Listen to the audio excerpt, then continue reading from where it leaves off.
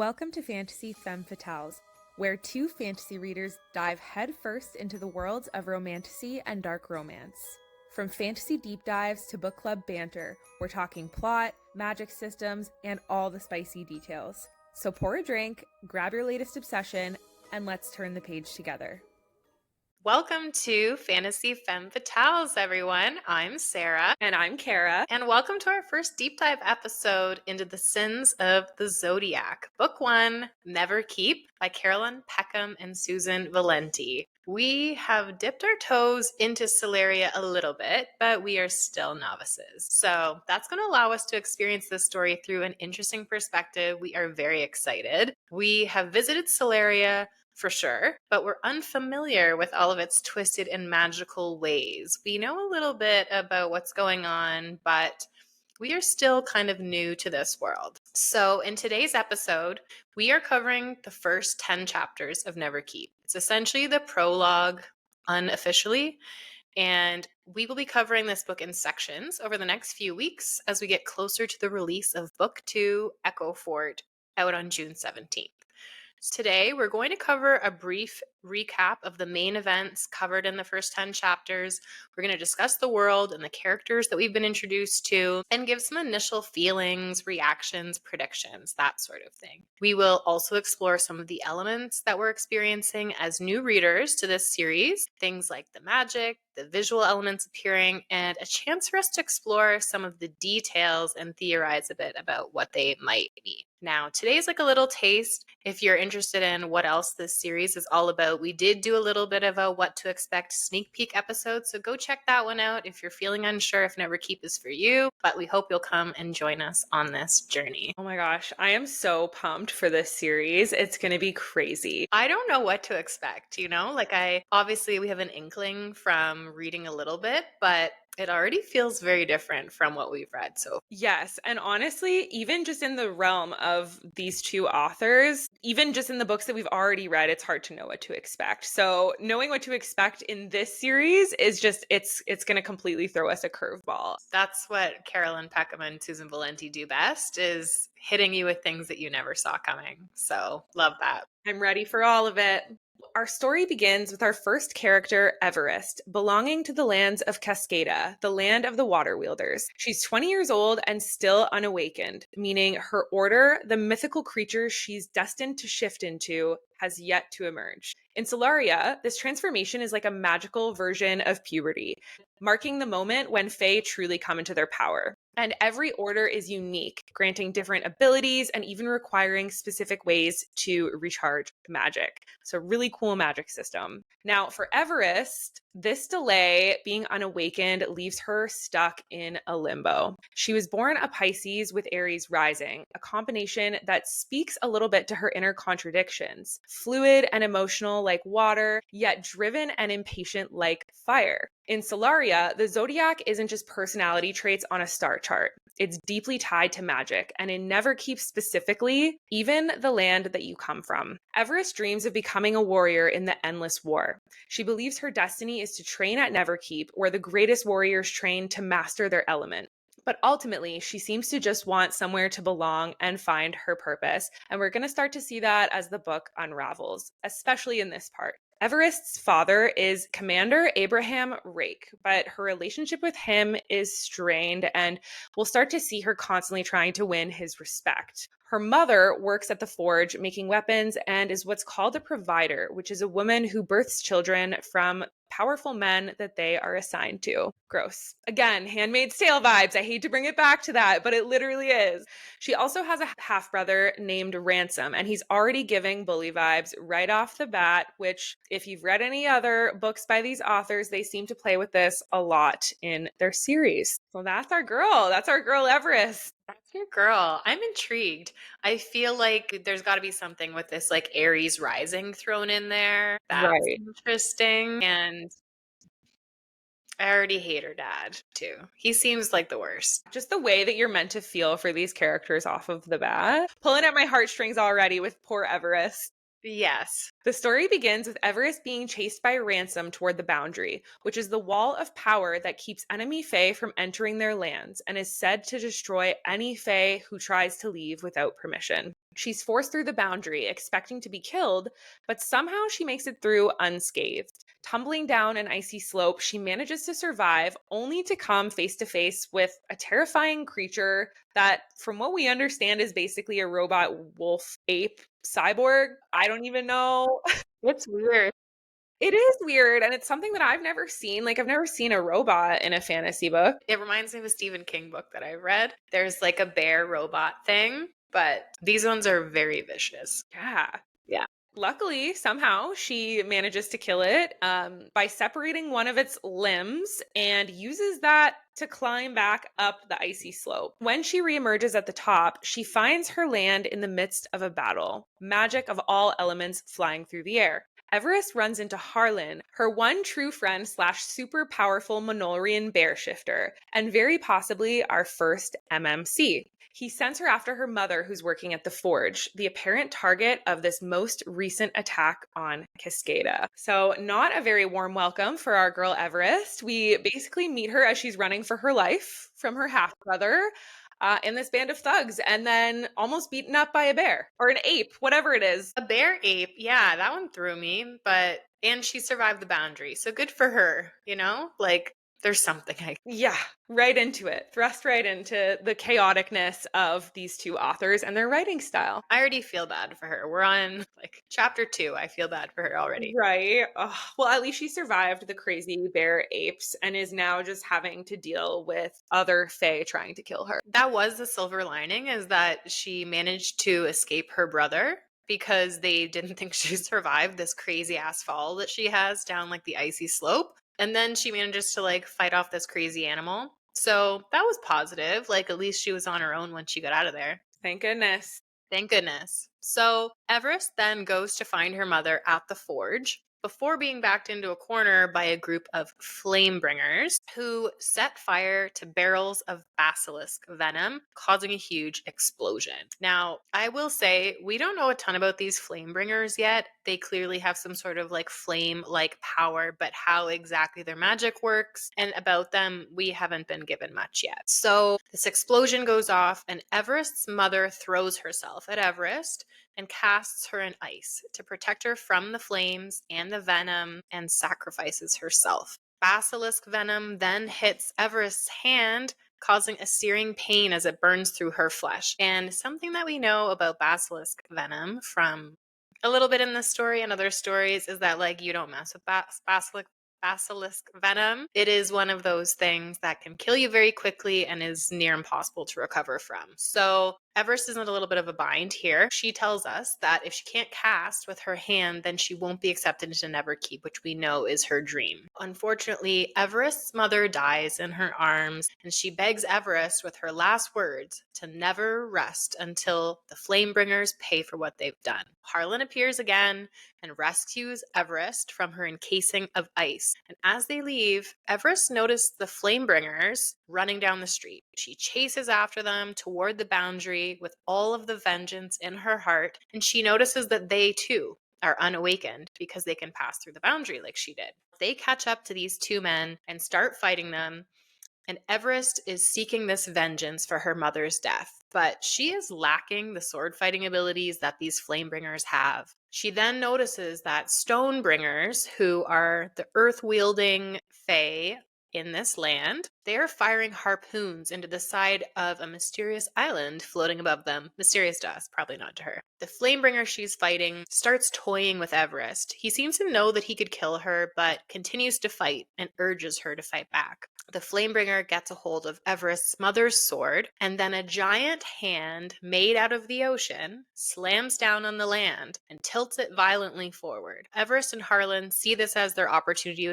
to escape, knowing they're not going to beat out these Flamebringers. So they jump into the watery hand and let it pull them into the whirlpool before they break free out into the middle of the ocean. Everest then spots the two Flamebringers and realizes that they also managed to escape. Everest comes out of the ocean and approaches her father, Commander Rake, and she tells him about the Flamebringers who killed her mother, hoping that he'll help. Instead, he strikes her across the face and blames her, calling her useless, and says, "From now on, you will be a shadow in our land.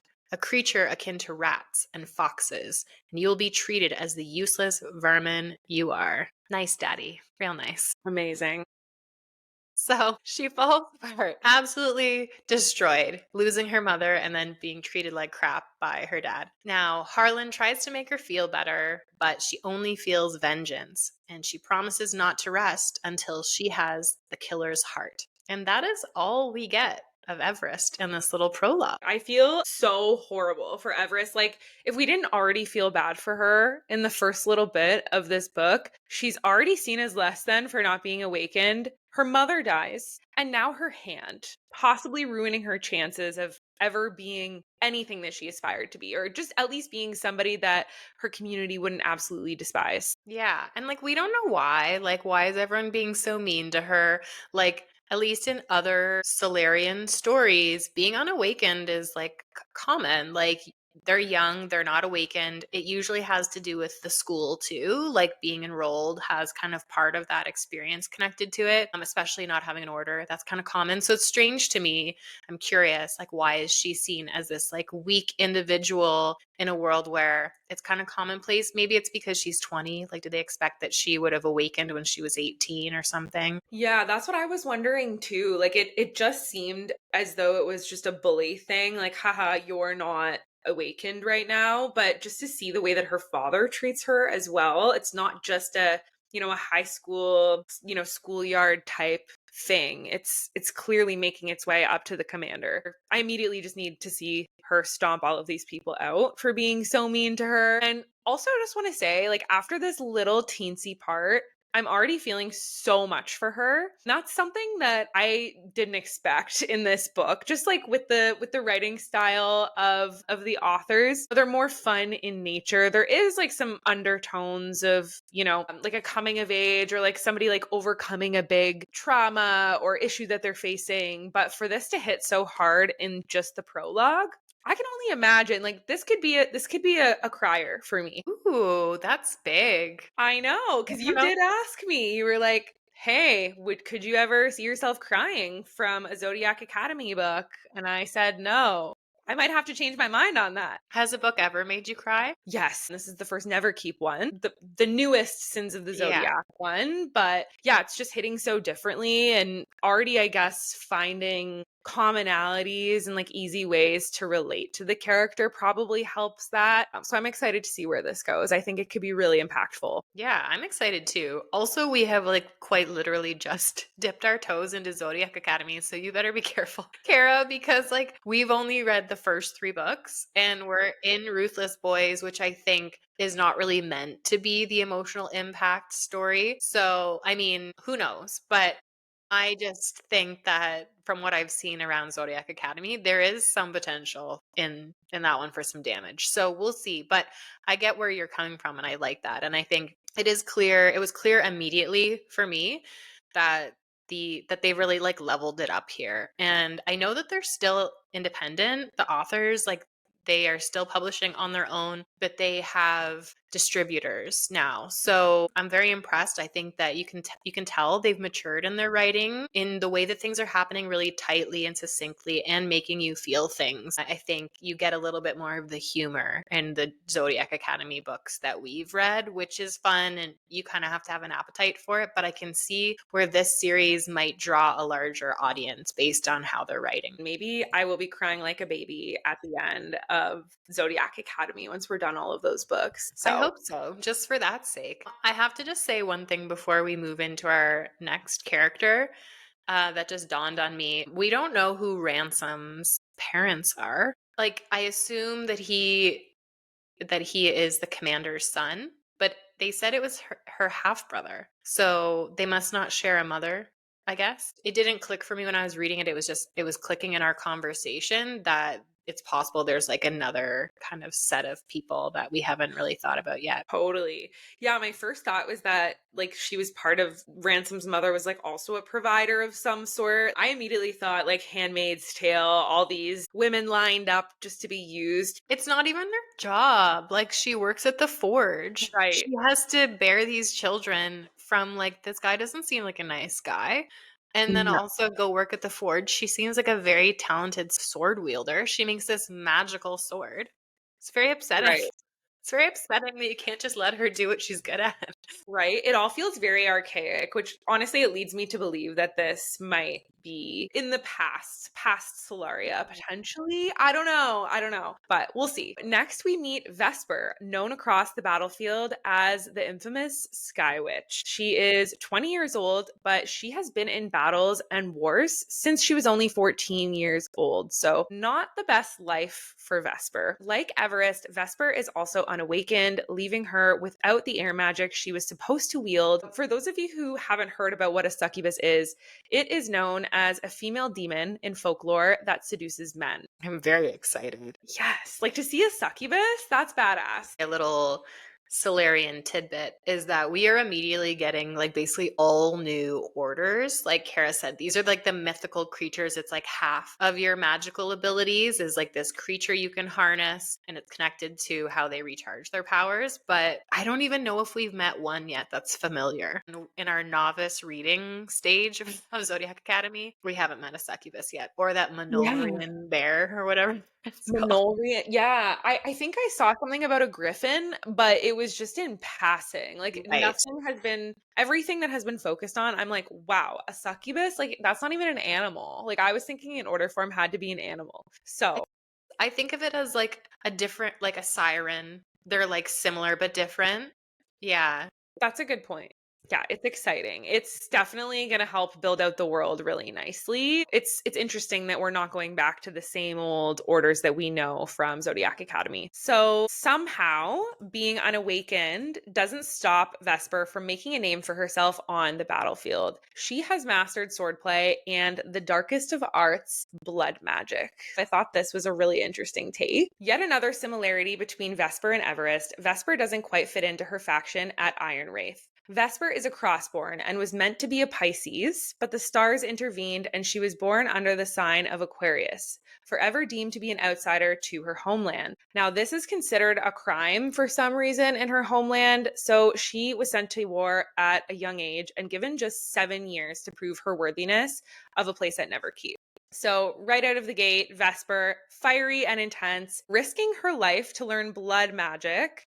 It's actually called ether, that only a select few are taught.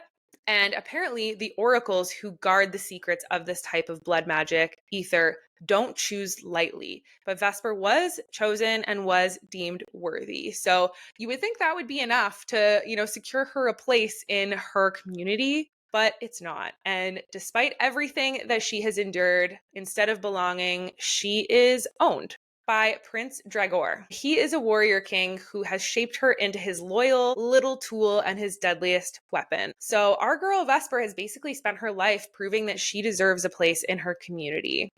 And she hasn't gotten any of that. I have a feeling throughout this book, we're going to watch her take what's finally hers. So I am pumped. I love this character already so much. This Right? got me so excited. All of the things about her. Also, she has pink hair, which I think is like a funny thing that one of the authors, so the authors write different characters. Did you know this, Kara? So they like will each have a character and then they write the POVs continuously for those characters. I could see that because they're both sisters, right? And so they probably each do like a sister and then like pick and choose other characters. That's Yeah, cool. it's cool. So there's things like the colored hair that are kind of these like threads that I notice connect different books. Like the main character in The Ruthless Boys of the Zodiac has like lilac hair. And it's like the first thing you learn about her, just like Vesper with her pink hair. So I Right. find that to be quite cute and endearing that we get these fun little like connections, but also I love that as like a little detail about a character is they have different hair. It's fun. Right. Yeah. Yeah. In other books that we've read in the Solaria universe, those, like you said, Sarah, the sisters kind of take turns at their characters, but typically you'll see like a really strong, powerful female badass character, and then one that is still badass and amazing in lots of different ways, but maybe just a little bit less outgoing, less fiery, maybe a little bit more introverted. So you kind of see that come to life. And I've seen that come to life in Zodiac Academy. So I wonder if we're going to start to see that between Vesper and Everest. Like a friendship of some sort, or just the differences? Just the differences in their FMCs. Like usually there's two FMCs. At least there was in Zodiac Academy. And Tori was extremely outgoing and fiery, like a little spitfire, whereas Darcy was a little bit more subdued, an introvert, I would say a little bit more shy. I don't want to say meek, but Hmm.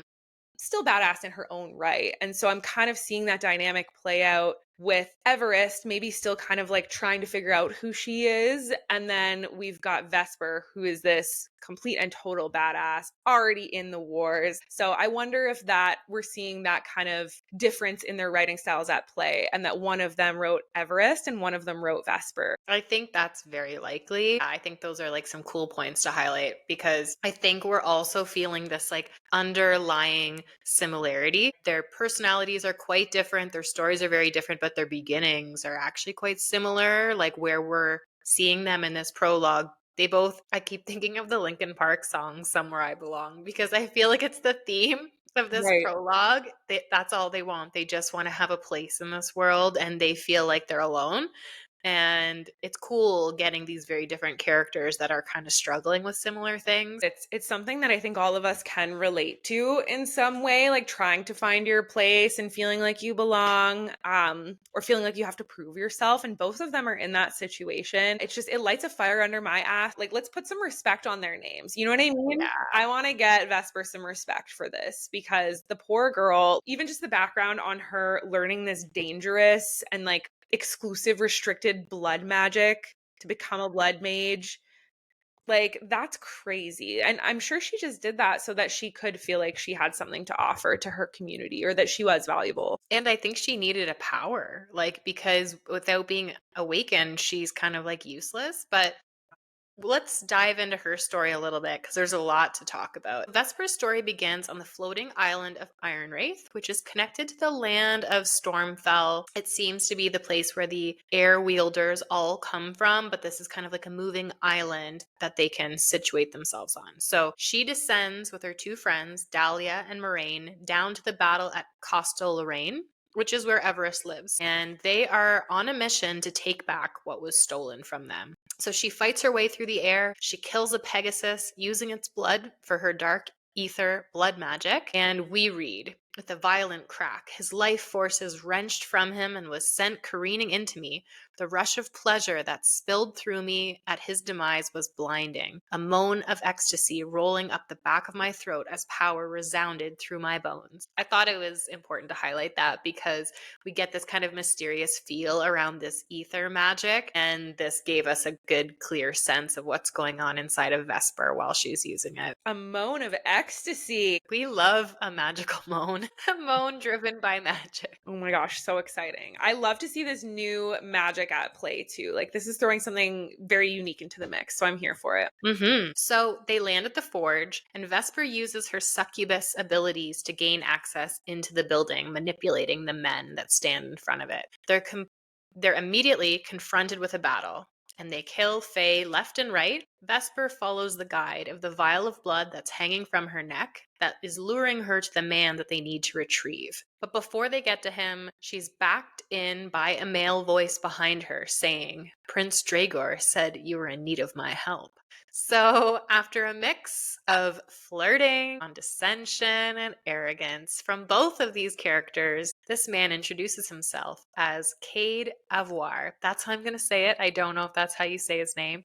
They continue with the mission, and they find a secluded room with Ford, the man they had been sent to retrieve, strapped to a table and covered in blood, having been kidnapped for over a month. Now, this is the basilisk that is connected to the venom that hit Everest's hand. Again, as we know from other books, basilisk venom is very dangerous, and for whatever reason in this story, this guy has been targeted to use for gain by the people in this land. So they're about to leave, and they run into a black masked figure with a red glint in his eyes. And another fight breaks out, and it's Flamebringers yet again, and they all barely escape.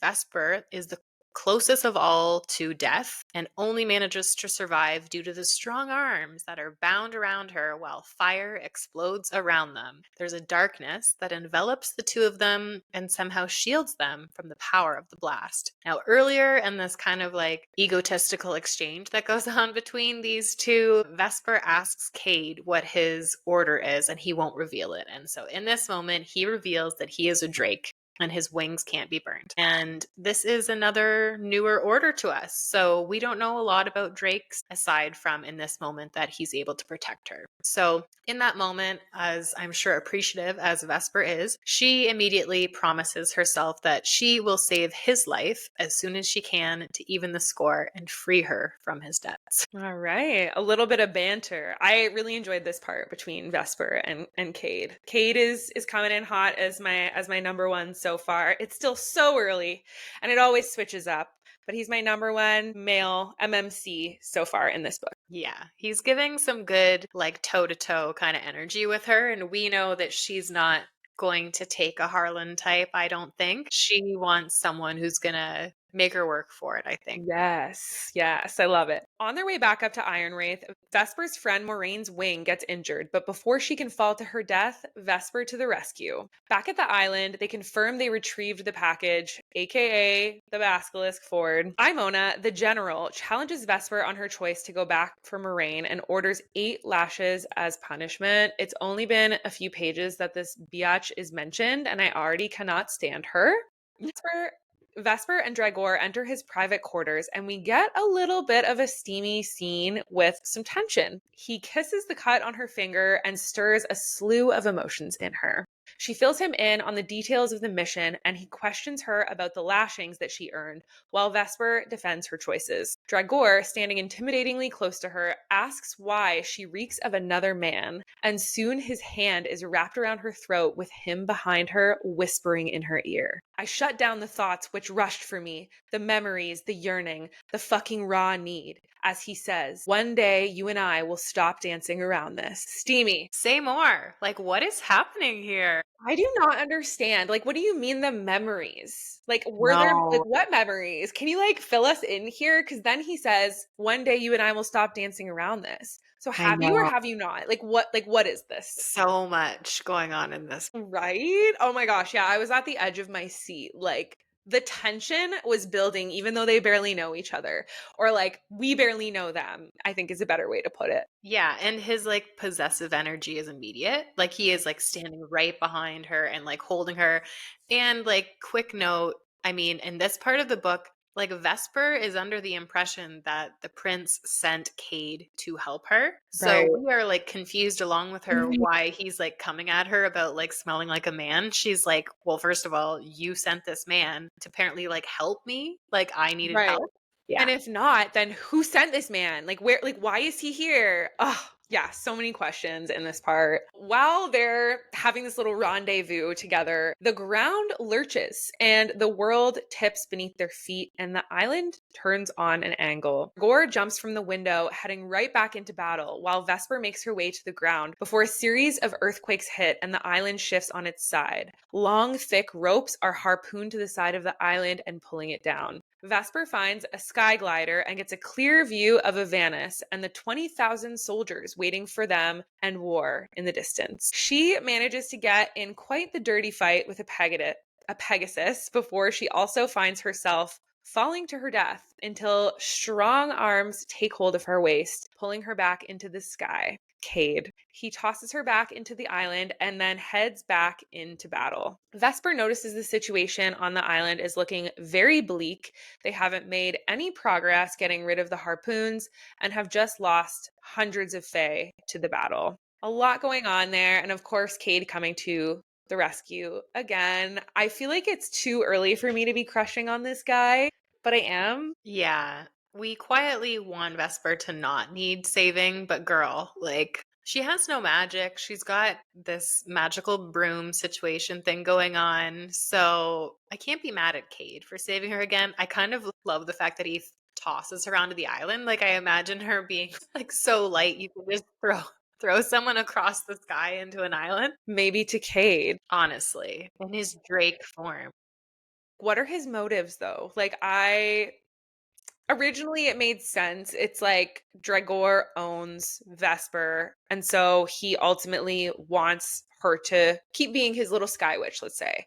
So it makes sense for him to like have a guard to like protect her, but now that that may not be the case, what is this like who is he? We need Yeah. answers. Yeah, it's sus for sure. Like, my inkling is that no, the prince didn't send him. But on the flip side, we get a sense in that first exchange with Vesper and the prince that he wants her as his creature, but it's not like he fully trusts her. She's not like his number one warrior. He's like looking down on her in a lot of ways, but also like super into her. So I wouldn't be surprised if he sent a man to help her on this mission because he didn't feel confident that she could do it.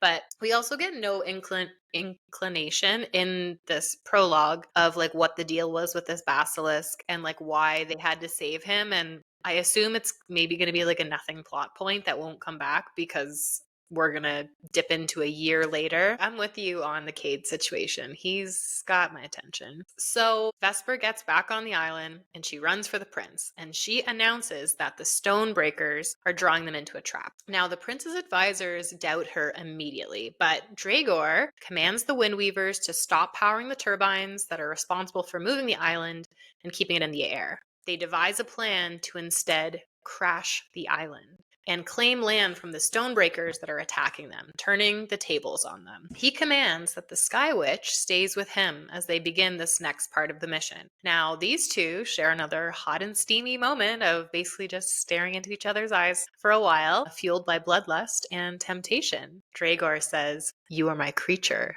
And she responds, "I am." What is going on with these two? Oh my gosh, we're already getting so much from these two. I'm obsessed with Dragor, and I don't know about you, he's giving me like Malfoy vibes. Like, I Ooh, don't know why. I don't know if it's because I'm excited to read Manacled. Like, I actually don't know. But like, he's definitely giving like bleached, platinum, blonde, badass vibes. interesting. I was getting like an evil version of like Prince Eric in The Little Mermaid. Just like, polished, like that regal type, but this guy's got an edge for sure.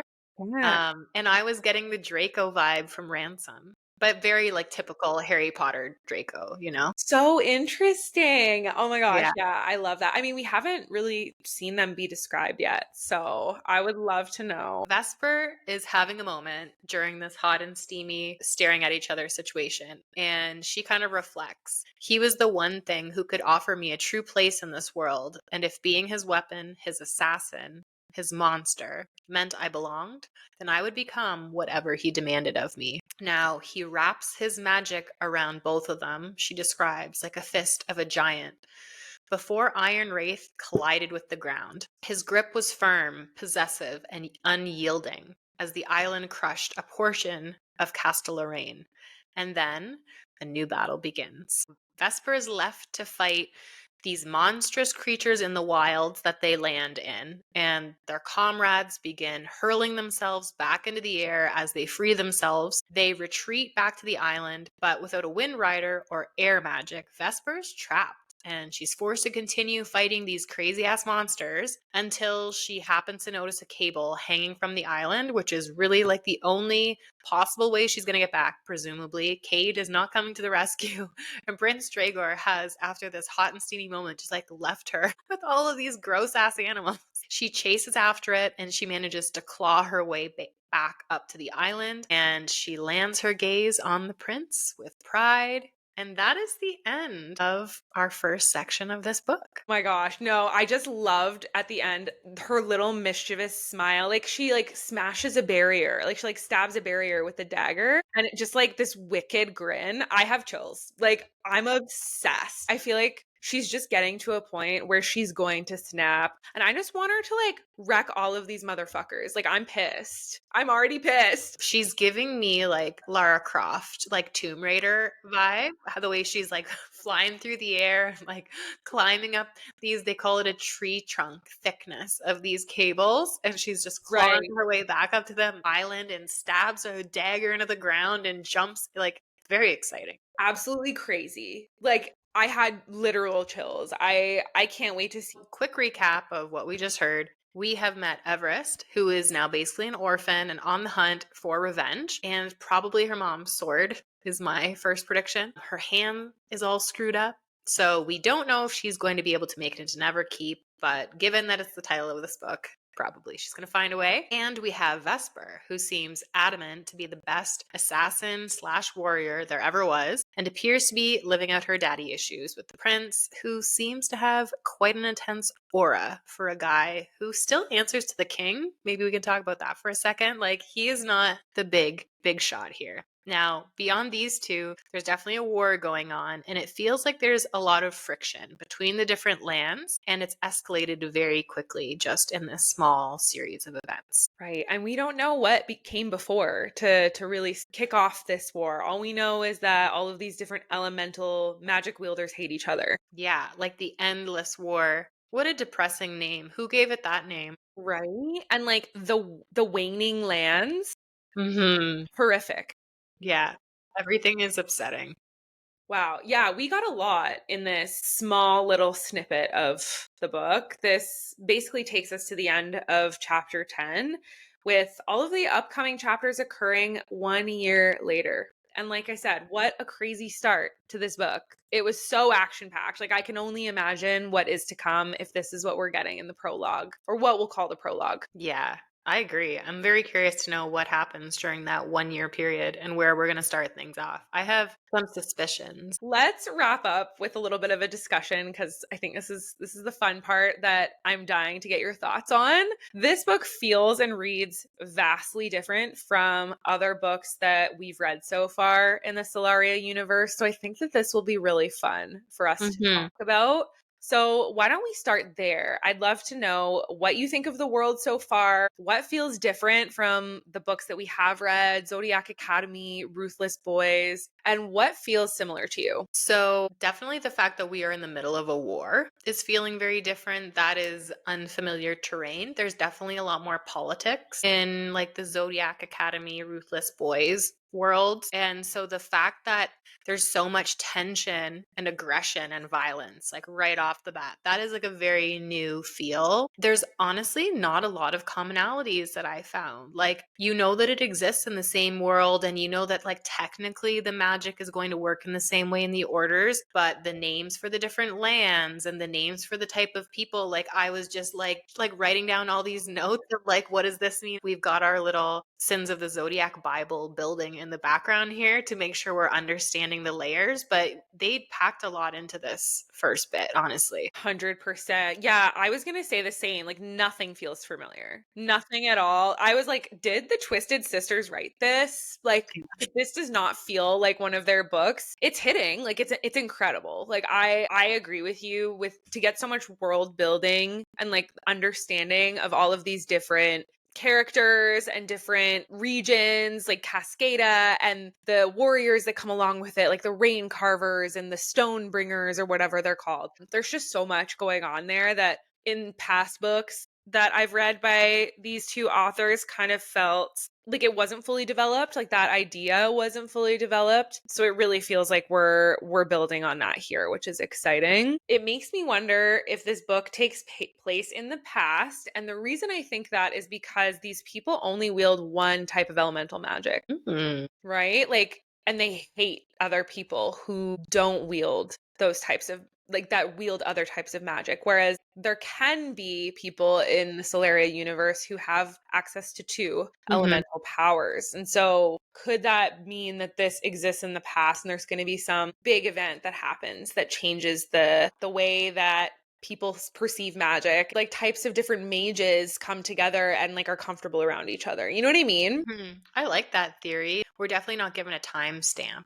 So we don't know like what the year is. And even like the fact that there's a forge and some of these things, the descriptions of the like of Echo Fort on Ironwraith, it feels very like medieval. It doesn't feel modern, where like Zodiac Academy, when we're in our world, which also happens, the girl's like chasing a motorcycle and she's got a leather jacket, and like there are those elements of like the modern day, and at least so far we haven't gotten a sense of that at all. Right. So that's a take. My initial response was that it was around the same time, but that they're really developing how large Solaria is. And this could be like a very far away place where everything is different. The way that people work, the magic works a little differently, the way that lands are divided, but it's within that world of Solaria, the elemental magic and the Zodiac aspects are still there. But I could see yours being totally on point too. Yeah, honestly, I love both of those, to be honest. Like, it's so cool to kind of hear that you have a completely different perception of it, and that we've kind of taken two different things from it. So I'm excited to see where it goes. I will say, like, even just up to chapter 10, this has been a much more enriching experience. I think having an understanding of the Solaria universe in some regard. Again, like you said, we're still newbies. We're not experts by any means. Haven't read all the books, but I definitely think like it's just helping me draw different conclusions and like get a little bit more excited about some of the elements that we're seeing. So I've been loving that so far. Yeah, I agree with that. Like, I think just knowing myself, I would struggle if I wasn't getting clarity on like, what does this order thing mean? And even just introducing the orders and not really understanding them very well, like the ones that you get pretty early in Zodiac Academy are easy to wrap your head around. You've heard of them before. The authors are, it feels to me like they're walking this tightrope of giving you what you need to know to go into the story, but kind of having it in the back of your head that, like, if you do know our world, we're not going to spell everything out because we assume you probably have read these books. And so let's make it kind of fair, but we're not going through pages and pages of reading things we already know. Yes. And that also makes me a little bit more excited to see what happens in Ruthless Boys of the Zodiac. That everybody is suggesting that that series should be read before you continue on in Zodiac Academy. Even just like the connections and like how invested I am already in some of these characters and history and what's going to happen, I think it's going to make a really big difference that we did that. Yeah, and I think there's going to be Easter eggs. Like, we are on chapter 10, but I would be Right. shocked if there aren't references to familiar elements in those other books that you have to have read to catch, which is totally fine. Like, that's what you should do when you're building the multiverse. I'm glad we're both on the same page about this feeling like a totally different book from anything that we've read by these authors before. I'd love to hear your thoughts on the FMCs because, like I said before, I think there are some similarities to other books. But yeah, I just love to hear kind of what your initial thoughts are on Vesper and Everest. So, I was like not super keen on Everest right away. I think I just struggle with an FMC that's put in like a stupid situation right away and is like a helpless, has no magic because it's like, why? I want you to be strong and powerful. And like she finds her way and that made me happy. But then even she's like going after these flame bringers and she's horrible at fighting. And so I'm just like, man, someone get this girl some training. I don't want to watch her just like flounder. So that was my thoughts on Everest. Yeah, I mean, kind of the same at first. I was like, come on, stand up for yourself. Stop running from this dude's name is Ransom and you're running from him. Like, I'm pretty sure you have more ammo to make fun of him. You're definitely cooler than him. Your name is a lot cooler. Right? Yeah. So that part was frustrating for me. I thought she did have a little bit of redemption when she was like climbing up this ice cliff thing. And I think like a big turning point for her is going to be the death of her mother. Like from the sounds of it, Harlan and her mother are the only two people that like really cared for her, and everyone else she just kind of had tumultuous relationships with. So now that she's been taken from her, we're going to see this revenge. I'm hoping we start to see this revenge happen and how that shapes her as a character. I'm hoping to see her in her villain era, I guess, is what I'm trying to say. And so maybe this is before that, where she's like this helpless little girl, and then she realizes that this is not going to work for her anymore, or she's going to get smoked, and so she has to become a bad bitch. Right. So that's what I'm hoping for. I am starting to see that happen possibly with this revenge thing. Yeah, I think as it developed, I was like feeling more into her. I think part of it too was like having her POV and then it followed by Vesper, who's just clearly such a bad bitch. I know that it's going to develop and we're going to like love her. She's going to be like the more human side of things, I think. There were parts of this prologue that like really made me think of Fourth Wing. And True.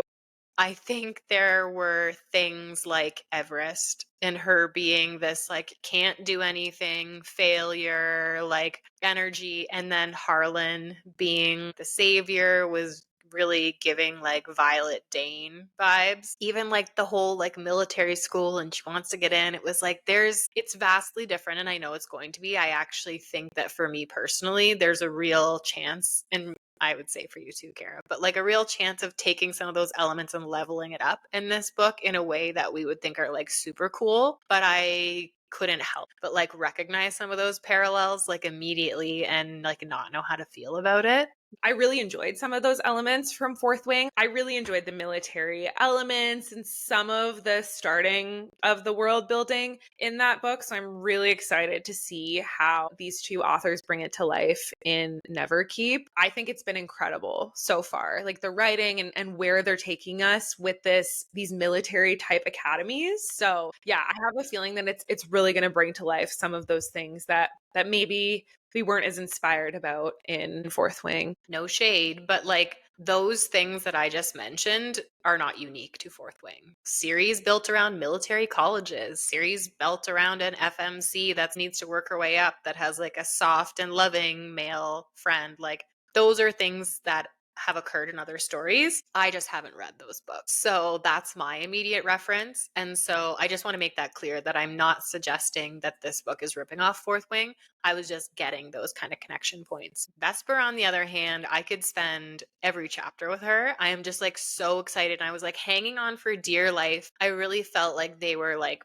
pulling us along on this little blood magic ether thing and kind of just, a little bit here and a little bit there and like not fully explaining it. And then she has a run in with the Pegasus and you're like, oh shit, okay. Like, Right. and you learn about the Oracle and I was like, this is so cool. No, she is so badass. I was honestly shook by her. It is very interesting because they're both kind of going through these different things and sort of dealing with it differently. I think we're going to start to see them find similarities in their storylines, but it's presenting in each of them very differently. Mm-hmm. And so Vesper's coming out of the gate as like an ether blood magic warrior stabbing Pegasuses and running around like a crazy person on this like broom thing. Like, what? Like, yeah, it was so badass. I find her to be like a more strong character, at least how she speaks to Emona and Cayde. And then what's interesting is that she just lays down like a dog with Dragor. So very interesting dynamics there. But all in all, yeah, I felt like she was a total badass. Yeah, she's very cool. She just takes the lashings. She's like, okay, yeah, well, I saved my friend. Someone shot her wing, and what we were Right. gonna like lose a very talented warrior. Okay, you want to give me 8 lashings? Fine, I gotta go talk to the prince. It's just like this chick, I love her. And also the fact that they have this like bad bitch, like threesome kind of vibe going on right now. Like, I want to see that come to life with Dahlia and Moraine. I think would be so cool to kind of see their little crew come to life a little bit more. Be careful what you wish for, Kara, with the threesome, because this is a Twisted Sisters book.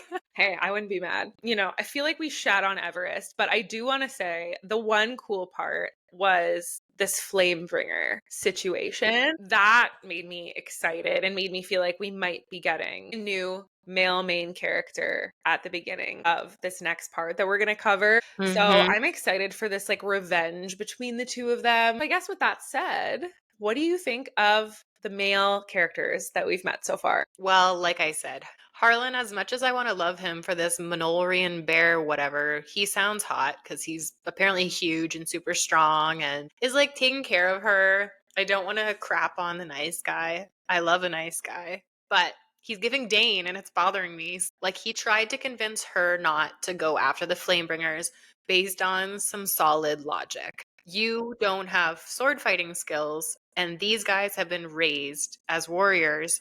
And then she, doesn't listen to him. And then she is terrible. Like, she is actually terrible. Like, she sucks. I watched that scene play out in my head with this guy just being like, sword fighting with a child. We're just like, oh yeah, that was cute.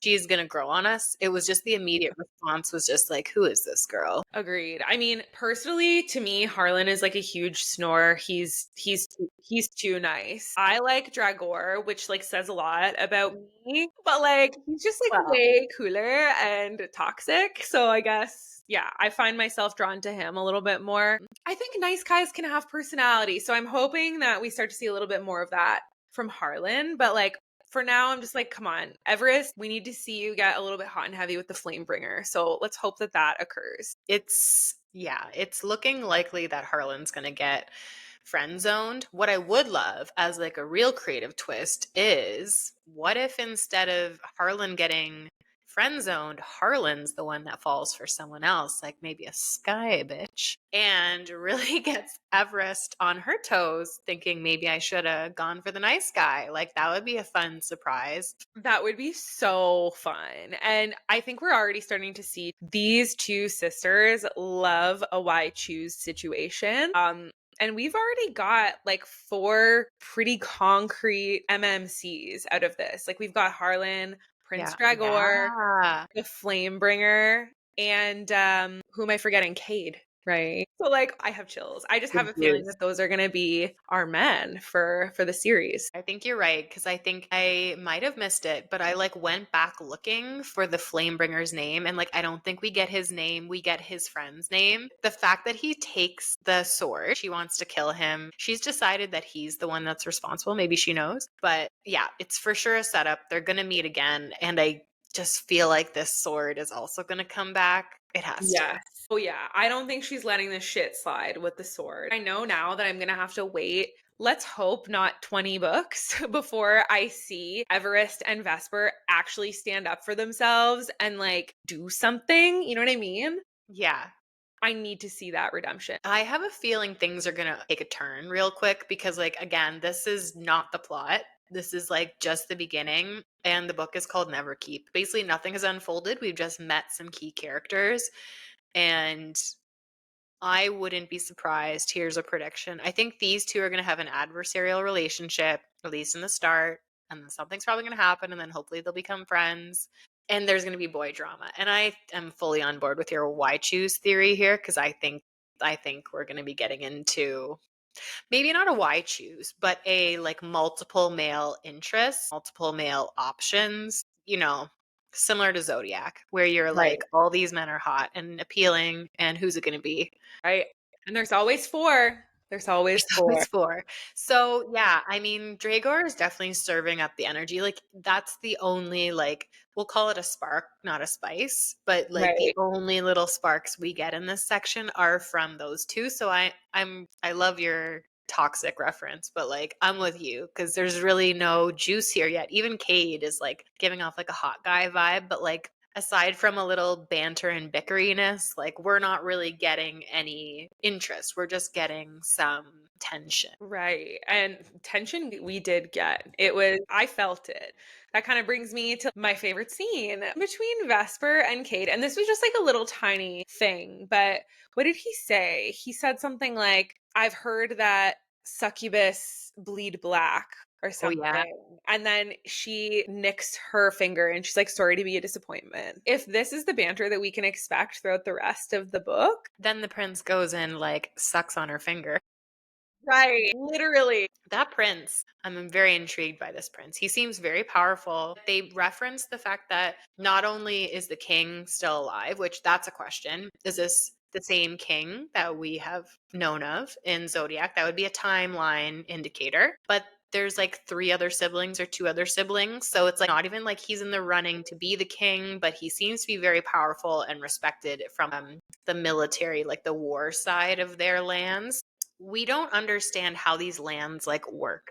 Like would Castelorain, would that group of people also answer to this king or someone else? I didn't even think about that, but you're absolutely right. I'm still pretty dead set on it being in the past. And so I'm like wondering like if we're gonna get some prequel vibes to like lead us into some of the Zodiac Academy books. Maybe there is a different king right now, but then as things transpire and history goes on throughout these books, we get the celestial heirs from Zodiac Academy, let's say. Could be. Yeah. I didn't think that we were going to hear about Echo Fort so fast. That's the name of the next book. And so when we learned about Neverkeep being the school, it was like, oh, okay, yeah, that makes sense. But then Echo Fort being like it's like the castle on the island, or is it a school? I'm kind of confused as to how Echo Fort fits in. I thought Echo Fort was like a warrior, like a, what's the word? Like a barracks of some sort. Right. I don't know. Okay. I Yeah. kind of thought Neverkeep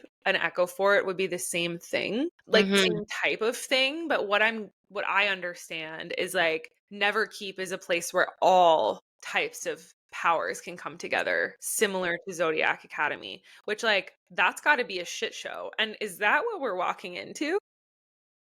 Honestly. Okay, I just checked my notes. So there's three places. Hell Fort, where Fae are assessed for their calling in life to determine who would be a warrior and train and fight for the army of the Raincarvers. So maybe that's like a first step. And then Neverkeep is the fortress where all great warriors learn to harness their element, taught by the Reapers, who are also the healing people and very competitive. But then Echo Fort, my notes are like designed for war. Like we don't get a lot. Yeah. And I got the understanding that like Prince Dragor was like part of it, like the general of it almost. And so then is that just in Ironwraith or like the Air Kingdom? Like I don't know. It's a little confusing to be honest so far. Hopefully it becomes a bit more clear as we go. Yeah, we're on chapter 10. Before we wrap up, I wanted to talk a little bit about predictions. I know we have a little bit. It's still early. But like, what do we think is going to happen? What do you think we're going to be covering in our next episode? So we know a year passes. My hunch is that within that year, Everest spent some time trying to hone her fighting skills. And God, who knows what the hell Vesper's doing.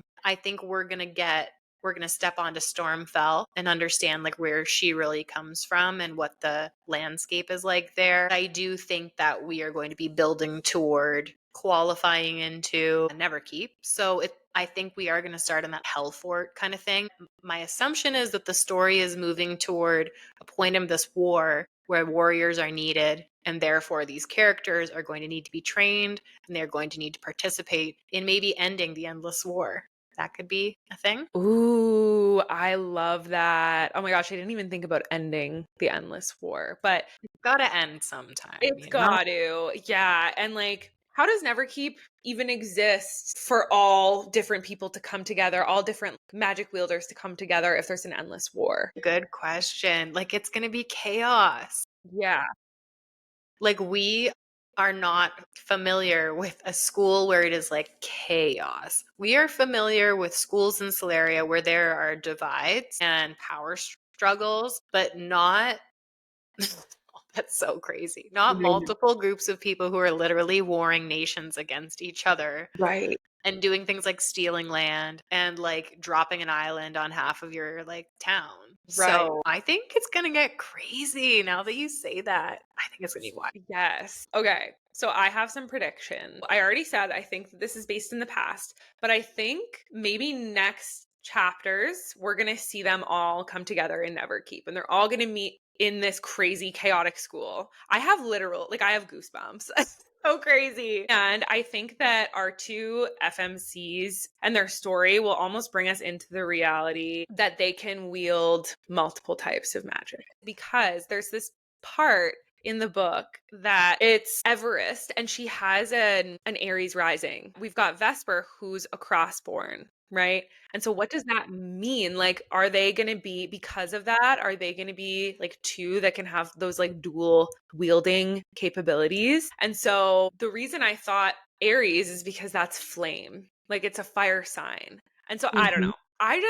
That's kind of why I was like, could this be like in the past and they are kind of like coming together to like be the people who save Solaria because from the endless war, like you said, we're Mhm. like 10 chat. Like I should probably cool my jets. No, I love it. I love the predictions at this point because we know so little. And so, like, it's like you're not attached, but it's so exciting when you start reading and you're like, "Oh, I got a little bit of that. Like, I think there's more. I really like that because, like, also, what if she can learn the Flamebringer abilities? That's a setup. Like, Right. she could be a Flamebringer and she wants to kill that. The nameless Joe, we'll call him, who is probably going to be super hot, who I don't think got described. Maybe his name is South. That's so dumb. West, like if it was West, then I can handle that. Don't allow me to write a book. South is not like a hot guy name. It's like Ransom. Before we wrap this up, what is Vesper's rising? We don't know. We just know that she was born supposed to be born a Pisces, but born in Aquarius, right? Yes. I don't know that a rising is often brought up. Like, it's not familiar that we talk about a rising very often. Right. So that was definitely noted for me that, like, that got highlighted for a reason. I found the Vesper thing very interesting. Think about the mom. Think about whoever gave birth to her. And, like, oops, you had your baby 3 days early. And now they get sent to another place. That's Yeah. brutal. Yeah, that's crazy. And to be punished for it too. Like, Yeah. that's not fair. Yeah. Our poor Vesper. She's got a lot of magic at her disposal. Yeah. And these like Wind Rider things are pretty cool with the runes. We got a little bit of that. Runes, new magic. This is going to be a really cool magic system to cover too. Once we've read every single book that these two authors have put out, we're going to be like the experts. Like you said, it's going to be a Bible. It's going to be chock full of stuff. I have to admit that before we'd made this decision to cover this series, like I thought that they went out on a limb and decided to do a duology. And then I was like delving into it and I was, no shit, they haven't committed to doing any number of books, which is way more like logical given how they work. I'm excited and I'm scared because I haven't read a Twisted Sisters series that is not complete. Like I haven't had to go through an agonizing journey in real time, but we've got each other. So there's that. We've got each other. We can do this. At least we have other books. We've got like 20 other books to read. Let's be real. We've come into this with like a lot of books at our disposal and not having to torture ourselves and made choices that way, but it's time we pay our dues. Yes, I love it.